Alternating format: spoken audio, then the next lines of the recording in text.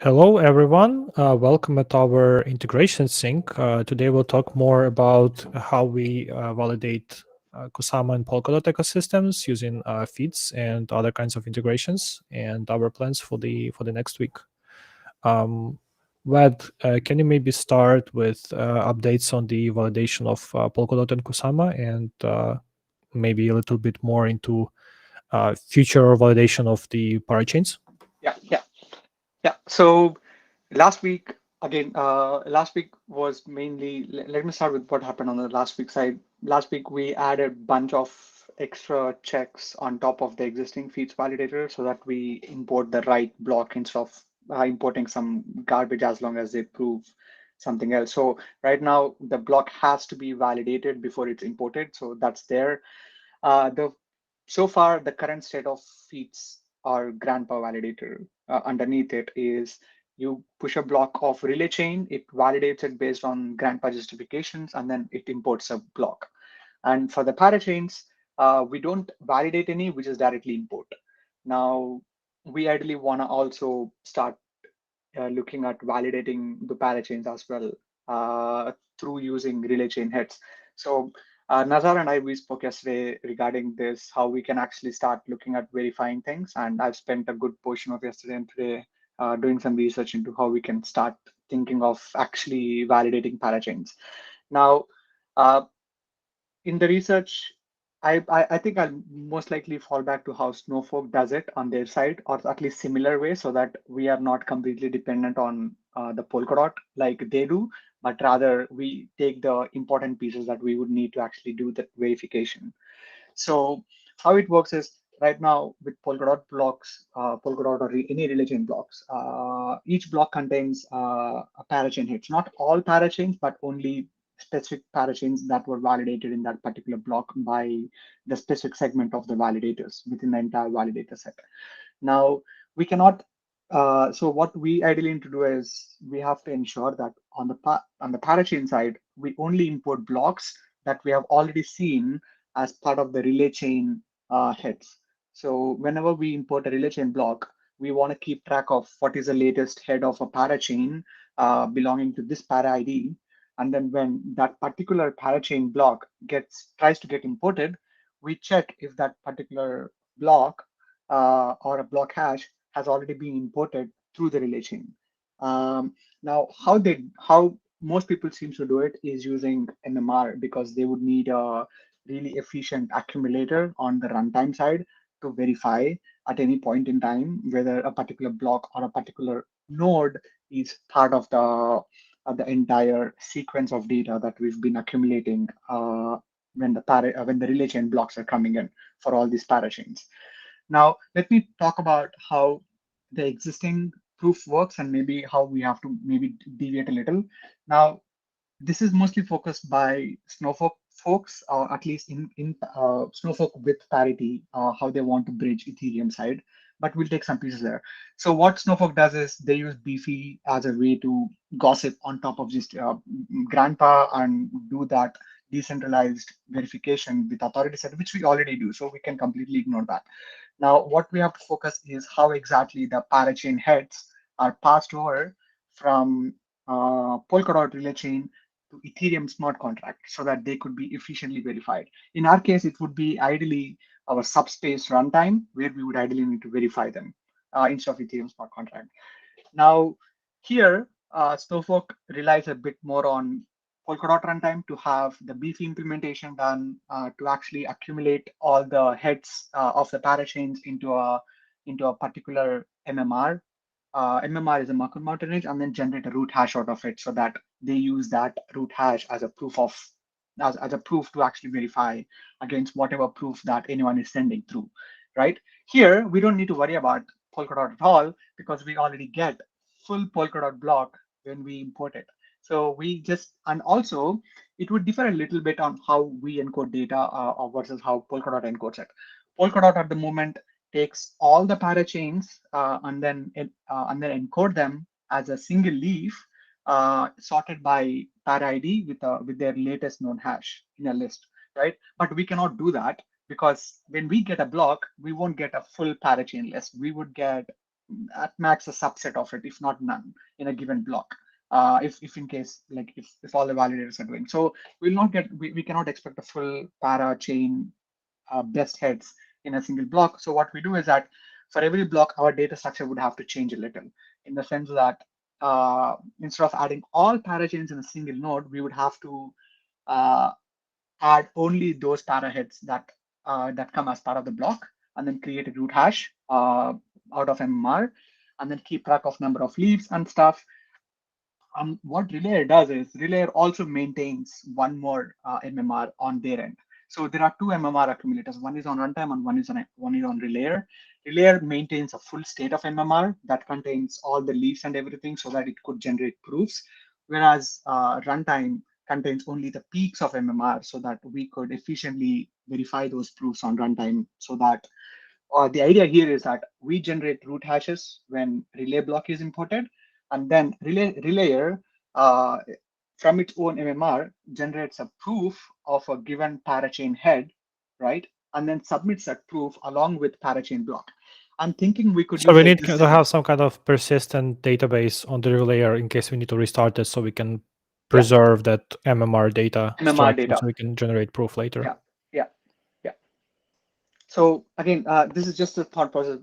We can discuss more like which one would be the better approach. But so far, this is my approach. So, and then before, like I'm thinking in the parachain block, like how we push the justifications because it's a vector of bytes. We could do something similar. We could reuse a justification in the parachain blocks to push the proofs for the proofs of this MMR, and then we could use that to verify the MMR proofs before we import the parachain block. Well, we can create it in another data structure. We can create like a superstruct which will contain one field as a part block and the other one with whatever we Yeah, want. yeah, Like it absolutely. doesn't have Yeah, to be. yeah. It doesn't have to be. It's just like implementation details, but Okay, maybe I shouldn't have said that. But again, so sure. that is an initial idea about it. Like, yeah, we would differ a little bit, and it also is a good thing because I do notice that Polkadot did add MMR beefy into them, and we only need MMR, and we could pretty much use them as well at a later time. But I'm not quite sure when that would ideally be. So I looked at the code base today, bunch of RPCs that we would need to generate proof out of, I'm considering not that sure we need a palette MMR. We more need like a library for it, on the right? no, I'm talking about the Polkadot implementation. If you want to rely on them, since we do not need to rely on them, we just need to have a small. I think there are existing MMR libraries that actually provide a state implementation or a generic state implementation. Could be we could inject in that actually Right. provides a very efficient one. So we could pretty much use that on the relayer side, and we don't need to build anything from ground up. Just a top level API connections on the relayer side. On the runtime side as well, pretty straightforward. I think we can pretty much include that as part of the grandpa validator itself. It's basically what it does is collect all the paraheads that are present on the part of the block, then append, create a new leaf, and then append the leaf to the existing MMR, and then get the new root hash and the leaves, and we store the root hash and the leaves at which the root hash is, so that we can regenerate the same root hash given that we know the number of leaves were present at the time of verifying. Does it make sense? It does make sense to me at least. Yeah. So um, okay, so this is a lot of information. What I'm planning is most of the time went into investigating all this. I want to put all this into a paper or like a Notion so that we could discuss more about it or at least get everyone on the same page. I'll do that this week. That is one part of the plan. Like do some research on parachains verification and then put it on paper so that we all understand it so that we can start working on that. The next future thing that we want to work for the feeds palette is right now, whenever we do an object mapping, we do an object mapping from an archiver perspective. And the problem is that the archiver at that point, at least with the current implementation, we do not know whether a particular extrinsic from which we got all the objects from has been successfully executed or it has been discarded, right? So uh, I've done another set of research this morning. It looks like the state, or at least the events we could at least minimize the process that we're doing right now. So there are multiple ways of doing it. I've already like spoke this to Nazar, but I think maybe I'll reiterate here. So the first iteration would be to pass in to since we have one entry point right into the runtime. When a block is being put, that's when the object maps are being collected. Ideally, that's when the object is being verified, and object mapping is called later. And we want to ideally bring the object mappings here on the put call, and then put them in the events in the entire system.events. That's one approach, and then we can fetch those events at that particular state, and then make our offset changes, etc., without actually calling into the palette. The second one would be to do very similarly like how systems events does. So what system event does is for every block after the finalization, for every block they store a system, the entire events that happened within that block, and then they overwrite it with the next set of events that happen in the next block. So when what we could do here is that when we are trying to fetch object mapping, we could ideally replicate something similar in the palette feeds itself. Like feeds will have object mappings that are specific to that particular block. And then for a given block, we fetch those object mappings, and then we add them to the archiver. And again, like whenever we move to the next block, the state would already should have contained the post block events in there, and then that should give you that particular block's events. So in this sense, we completely avoid, or we can completely avoid validating the block again when an archiver wants to get the object mappings, because we pretty much get it from the runtime, and that would have only happened if the put call would have been validated and successfully imported. Right. So one challenge there is that the palette feeds itself can only generate object mappings relatively to that To palette feeds palette. itself. Yeah. However, we don't know where in the list of all extrinsics it is, so we still need to like call later and like map that mapping to the position of extrinsics in the block, like in the industrialized block. Um, so I was just wondering, like, it's probably not nice from architecture point of view to put that information in events themselves. And that information is not really useful in the event. Like object ID is useful, but that like relative object mapping within block, like it's not really useful for anyone on the front end in the event. So it's just like abusing the infrastructure Yeah. that we have. I'd rather have something that just can map a particular extrinsic to its like status, valid, not valid, and then call into object mapping separately when we actually need it. Yeah, so that is the last approach. Like, so if you look at it at the moment, when an archiver actually calls into the runtime to actually get an object mapping for the block, we are actually setting the state of the block that is before the block that you are fetching object mapping for. So the state would ideally be exactly like how it would have been when an object was when the block was imported for the first time.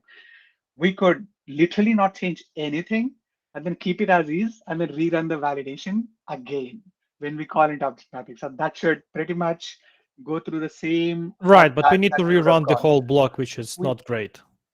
No, we don't need to rerun the whole block. We just need to rerun that particular call. We I just need mean, to we need to rerun. rerun all of the calls for that palette. Yeah, exactly. So we would need to rerun all those, like not all of them, only again. So that is without using any system extrinsic success status. Or we could go with get the events at that block, move the state. Uh, so what I'm saying is right now the state is up to the point where it is with the previous block, right? Now what I'm suggesting here is instead of doing that, we move the state to the latest post block state, and then we get the events, system events, and then we loop through the system events and find which extrinsic has been successfully completed. And then only we call into the object mapping to fetch those. So that would essentially say that, okay, cool, the extrinsic has been successful, and then we put the object mappings. And we rely on extrinsic being successful because the put should ideally handle the validation and anything that surrounds with object verification.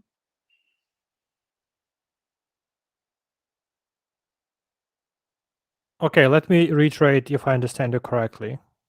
Uh, We are processing blocks as usual. We have some events about success or failure of validation. And when we get to the point that the block is deep enough, so we need to archive it, we will get the information about what events were fired at that block.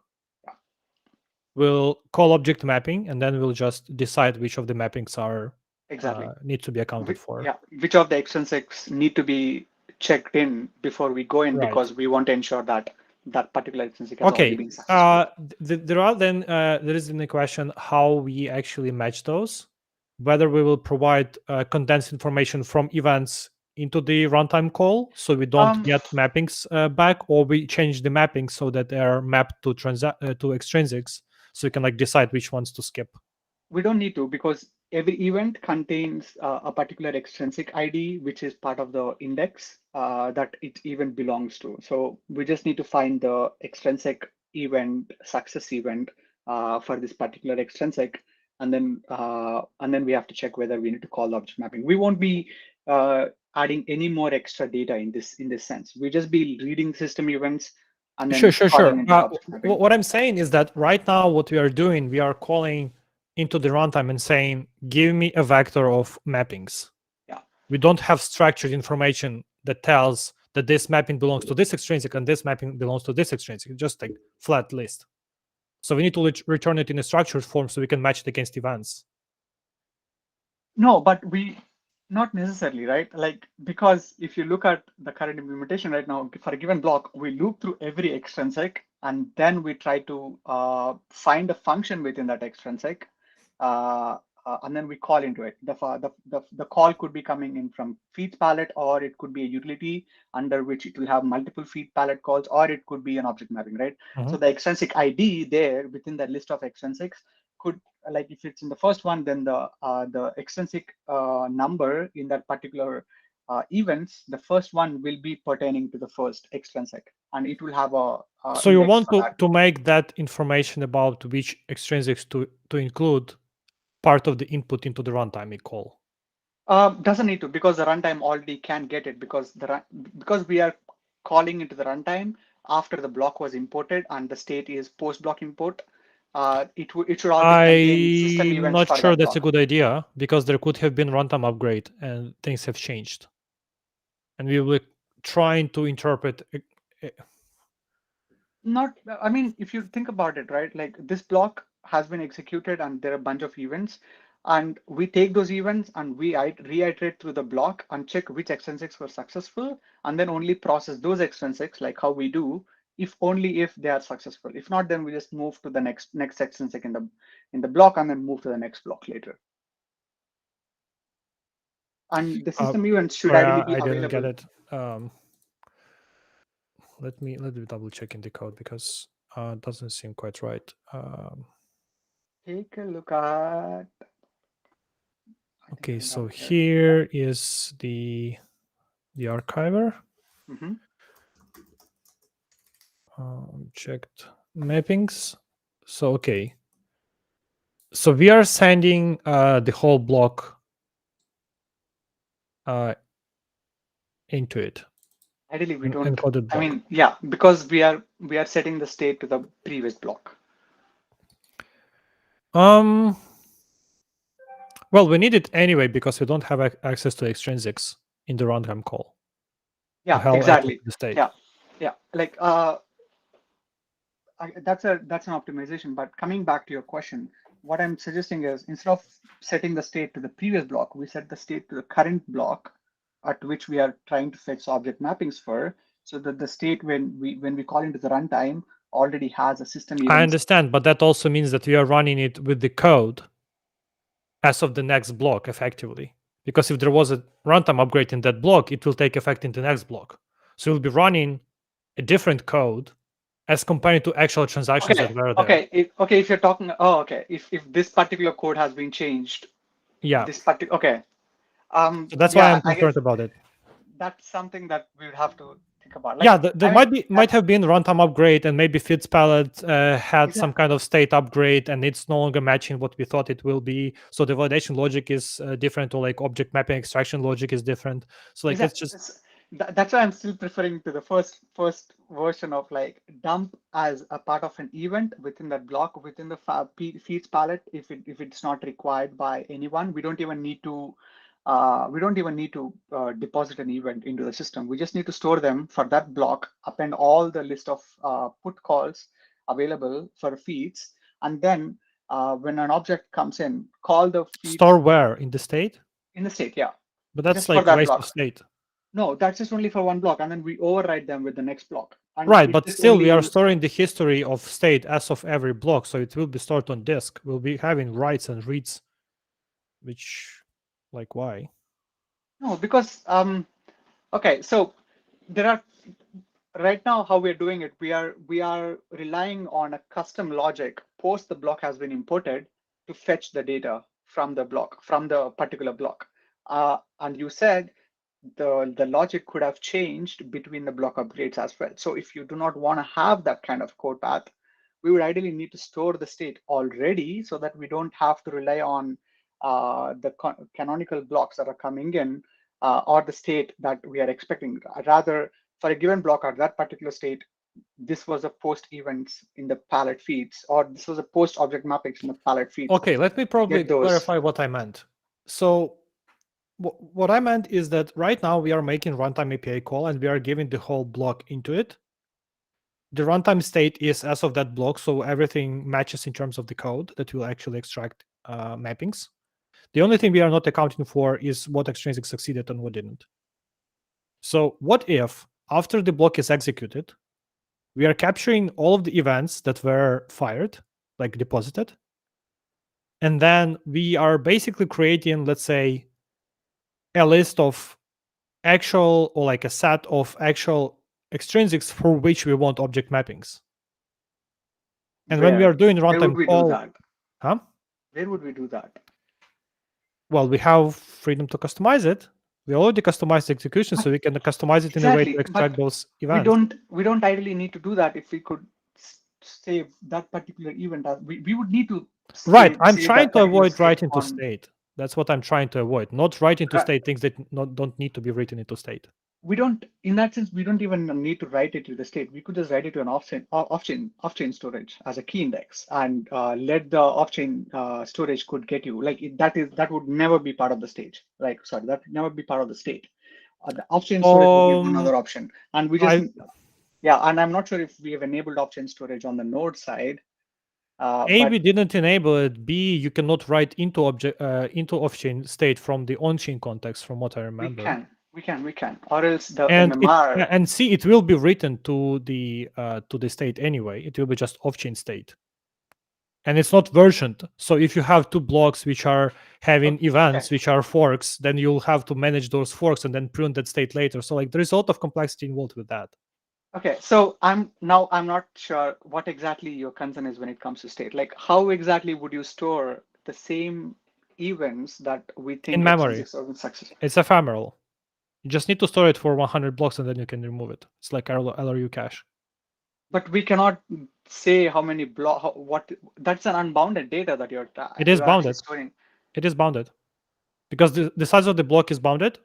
but So not the the amount of objects, so number of events you can potentially have from it is bounded as well by the number of objects you can actually put into the block.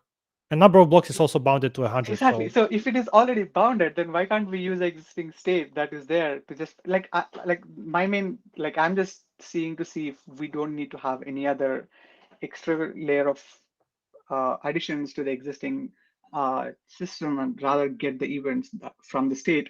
And also one other option that I kind of like it is because it could be much more easier when I put in an object. I want to see for that object whether if the objects have been mapped. Maybe I'm okay, wrong I in think that. this is probably a longer discussion. Let's probably move it to after this. Um, okay, Okay. let's probably.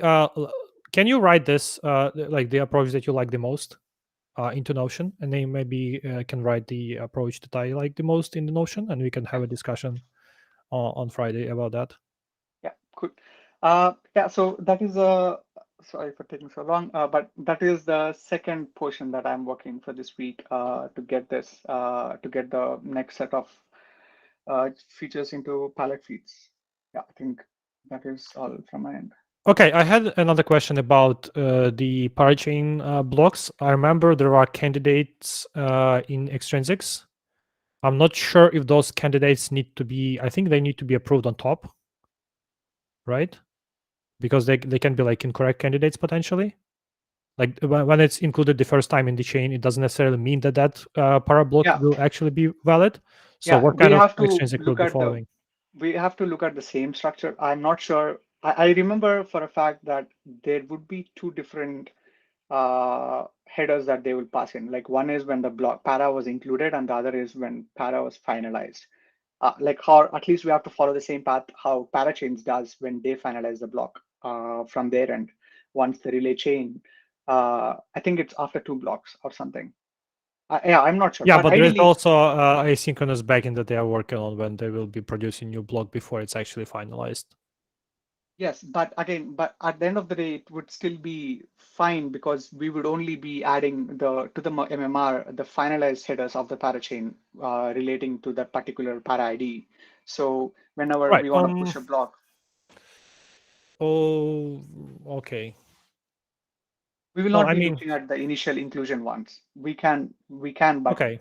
and we could only look at the ones that have been finalized. That means that they have been looked at both included, and then the next block contains them, or I have to see how they are propagating that message that it is finalized to the parachains. But we'll use similar technique to finalize the parachain header or include it into the MMR once we know for a fact, like how parachains do, that Okay. it is being included.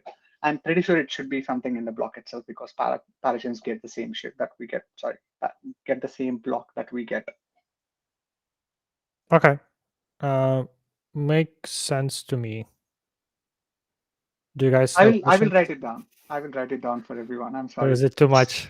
yeah. I'm sorry if it's too much. I will write everything down and I'll let you guys read through it for a good time before we have this discussion again.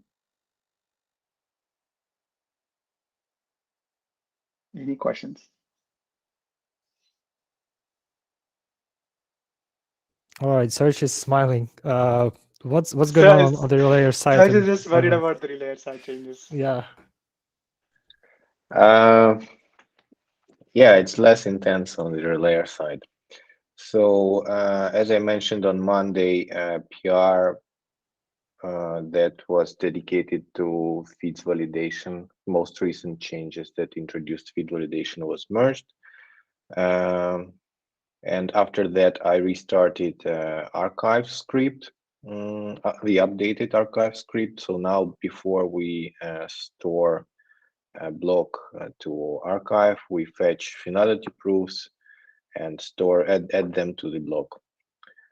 So next time when we start environment and we start processing blocks from archives, we get blocks with finality proofs, with justifications.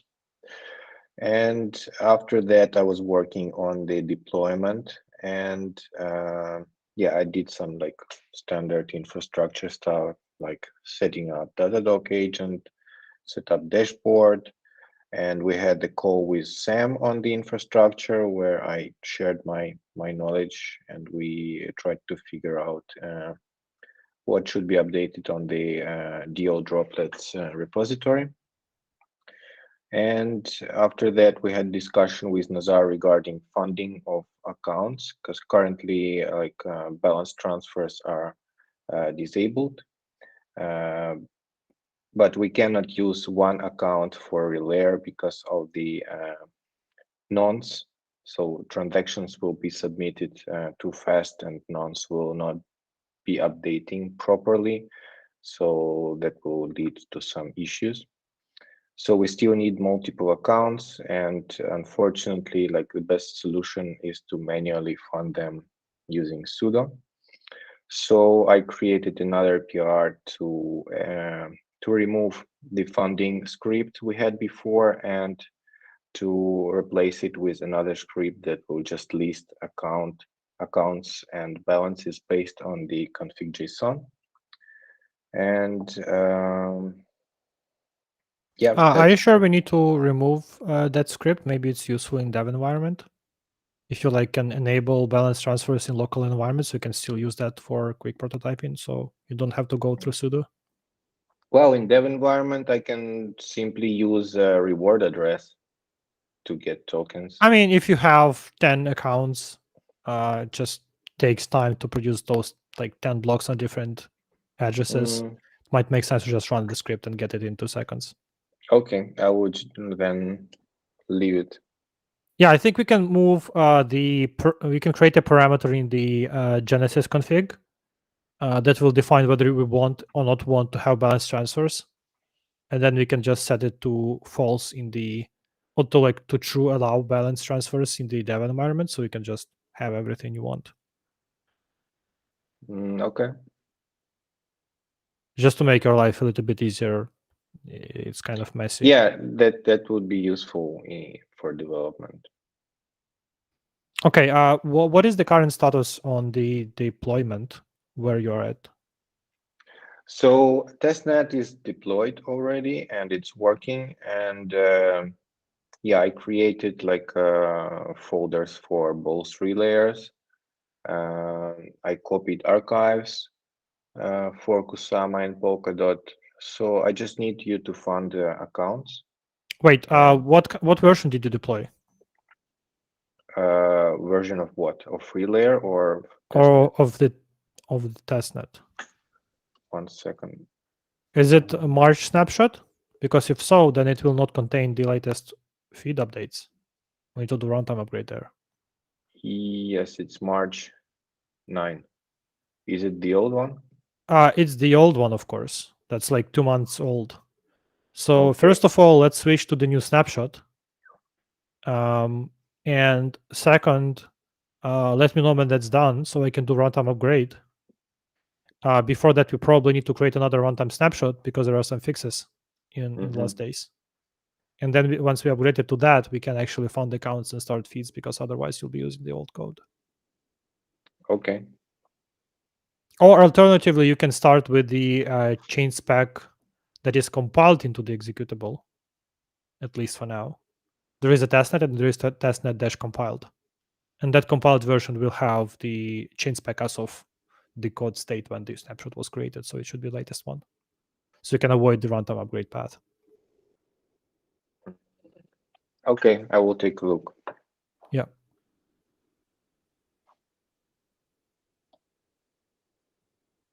Okay.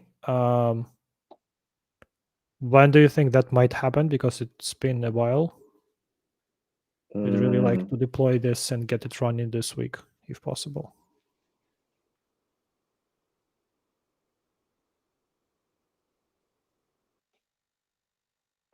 Probably tomorrow. Yeah, we're losing Serge. Yeah. Can you know? Okay. Let's do that. Just let me know as soon as you need something from me. If you decide with runtime upgrade route. Otherwise, we need to fund those accounts. Okay. In terms of it's easier, I'm not sure how much easier it will be, because when we add MMRs, if you add MMRs, there will be quite a lot of work on the layer side as well.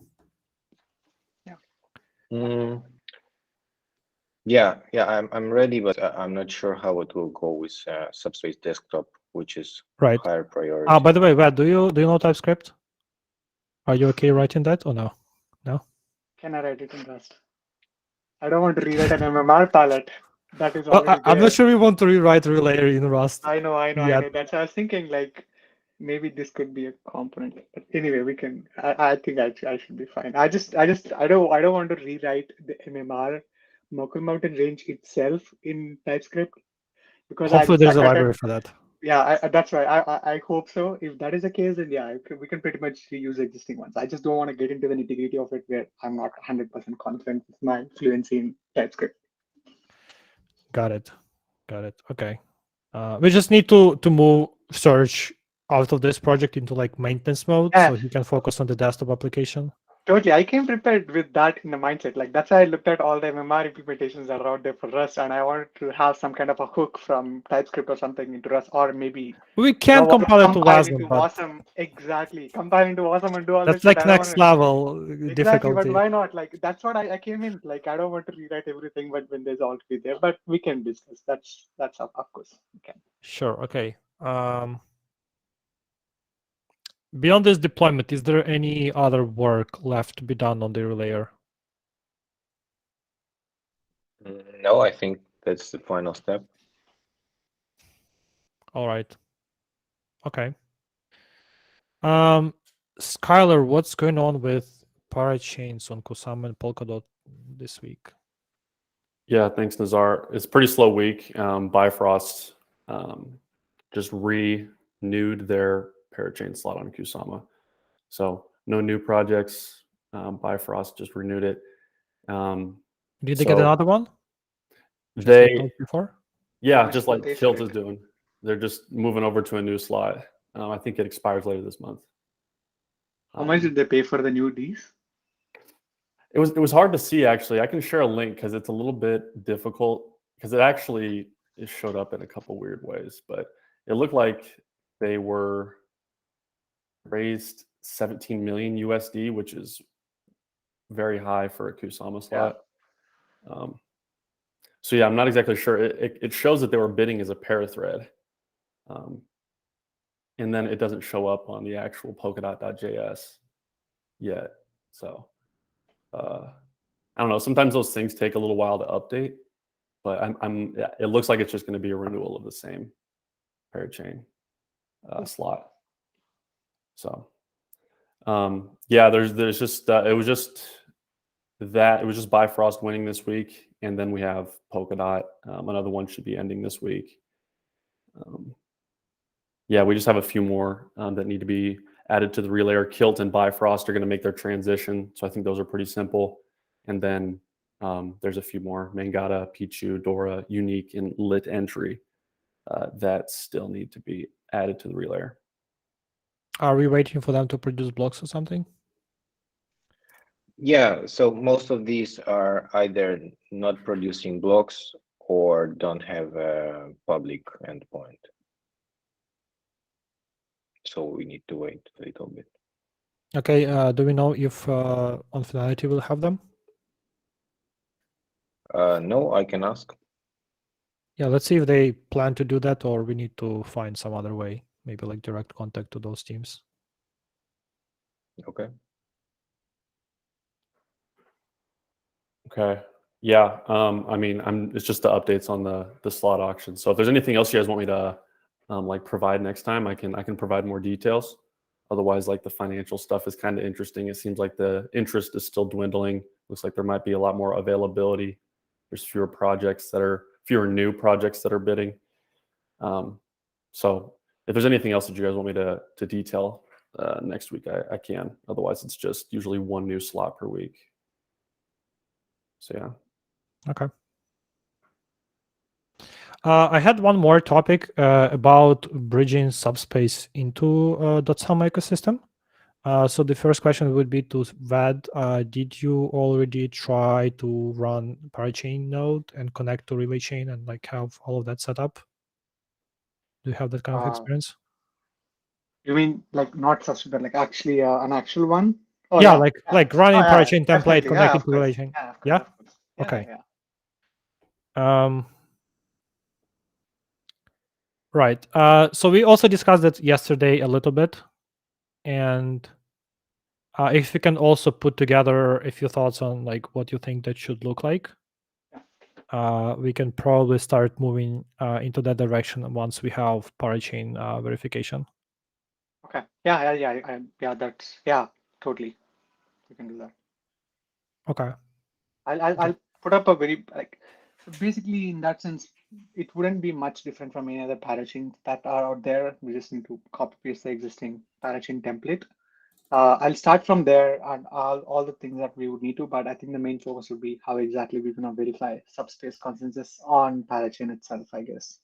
Yeah, so the question was basically to make sure that you have that experience. If you have that experience, I don't think it makes it's crucial for us to like build the parachain right now. We just need to have the library first.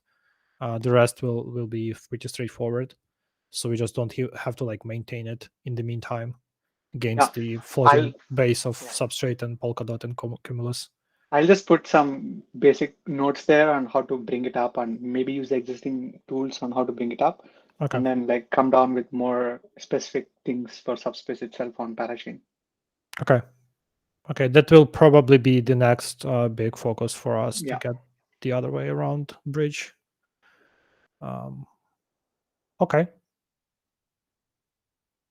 All right. I think. And then hopefully Parachain could have an XCM integration, and then we'll be like. Oh yeah. Yeah. Okay, I think this is all I had in my head so far. Anything else, guys? Anything else you want to discuss before we close the recording?